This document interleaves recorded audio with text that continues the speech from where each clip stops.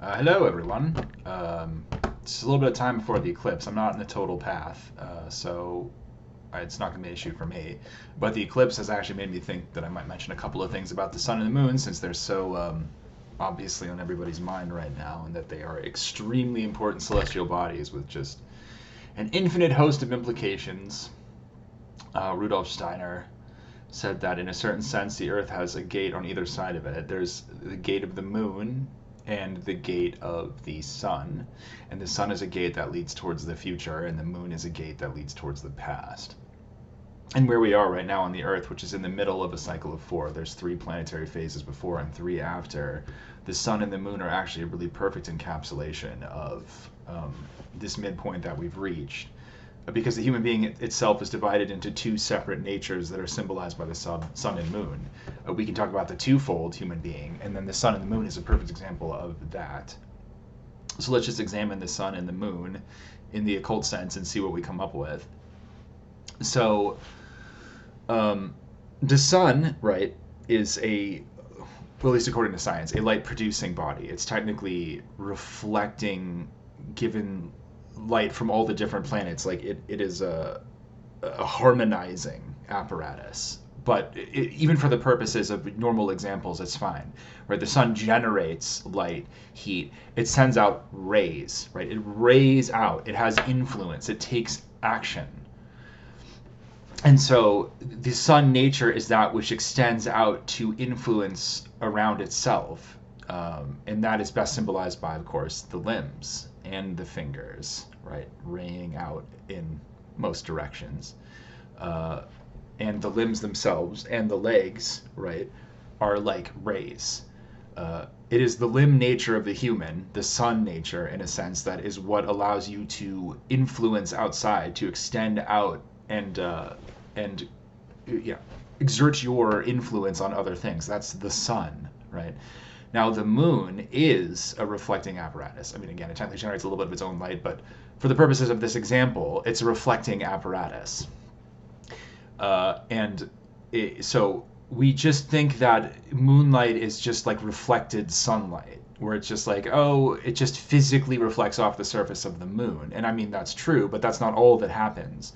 I don't think I can really get into the history of why the moon was created in the first place, but it essentially was a counterbalance to certain natures. It was like, there's a scientific theory now, I think, or at least there was one at some point, that a chunk of the Earth came out, and that's what made the moon.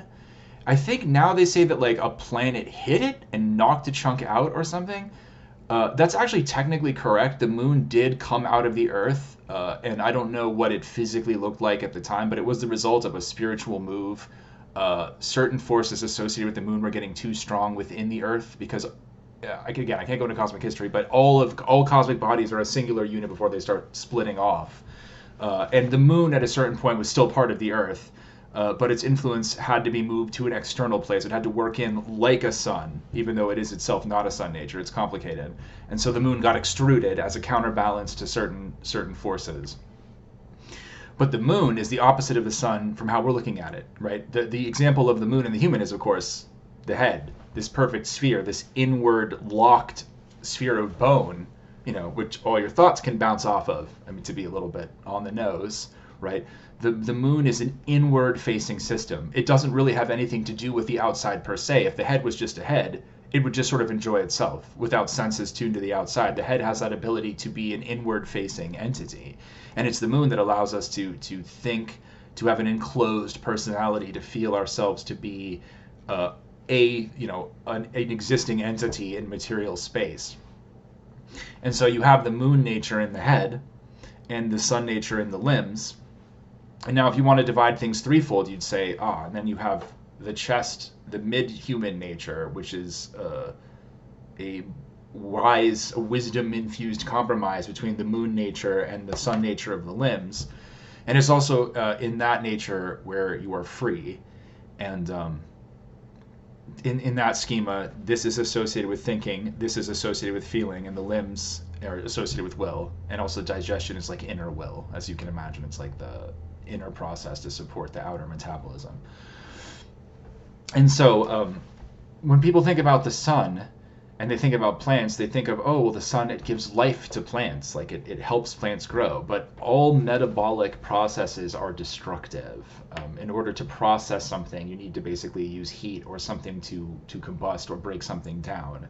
And so the sun does help plants digest or whatever, like photosynthesize, metabolize, live. But it's not because the sun is bestowing life forces. It's actually bestowing death forces, and those forces are used as part of the metabolism to break down the sugar. But if you know, plants need moonlight exactly the same way they need sunlight, because it is actually moonlight that allows them to regenerate and grow. It's the moonlight where all of those upward growth forces are. The sun is actually a tempering against that. Pure moon force is just growth. And so that's a little bit opposite of what people think. But then again, they just think moonlight is just reflected sunlight. It actually is qualitatively different. It is utterly transmuted to its opposite. And of course, like poetically, people understand the difference between moonlight and sunlight quite readily. It's just that science is not able to differentiate between types of light because it has qualities that are not physically measurable by instrumentation, but are measurable by other means that are not necessarily quantitative, but not everything in life is quantitative.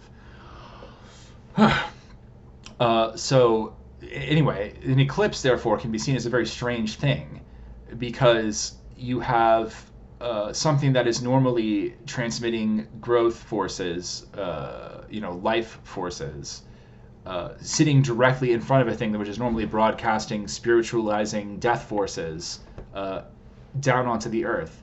And so rather than there being some kind of weird crosswise interaction between these things, for once you have the moon directly interfering with something that the sun is doing for however brief of a time. And it only needs to literally be a nanosecond of that complete thing for whatever spiritual processes that are only able to happen in that particular shadow to happen. So, like, whatever mundane things you might think about the eclipse, there certainly are many interesting spiritual goings on as a result of it. What this eclipse means, astrologers could probably give some hints on that. Other people that are just kind of tuned into the environment could probably give it on that. I might do a little tarot exercise and see for myself, but I don't think I'm going to share that because it's just for me. But yeah, just a couple of things to think about. The gate to the future, the gate to the past, and of course, we are literally talking about cosmic epochs here.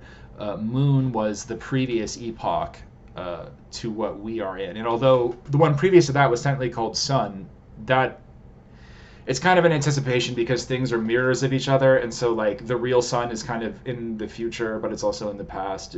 But the Sun is moving towards the future because we are becoming more able to manifest our inwardness like outwardly in a sense. So yeah, that's about it. I just gave some reflections on that. I hope that was interesting for you. I'm probably going to try to come back with some stuff on, I'm kind of been feeling the tarot recently, but I might talk about esoteric Buddhism just because that's so alive for me right now. We'll see. And of course, if anybody ever shows up on the channel and wants to hear about anything, I would be happy to look into it. That's kind of what I do. I have a pretty extensive knowledge, and if I don't know what something is, I can probably find the place to find out what it is. So I'm just thrilled if anybody wants to direct me in any direction, because it's like a challenge and a fun thing for me. So have a lovely eclipse, everyone, and I will see you very soon.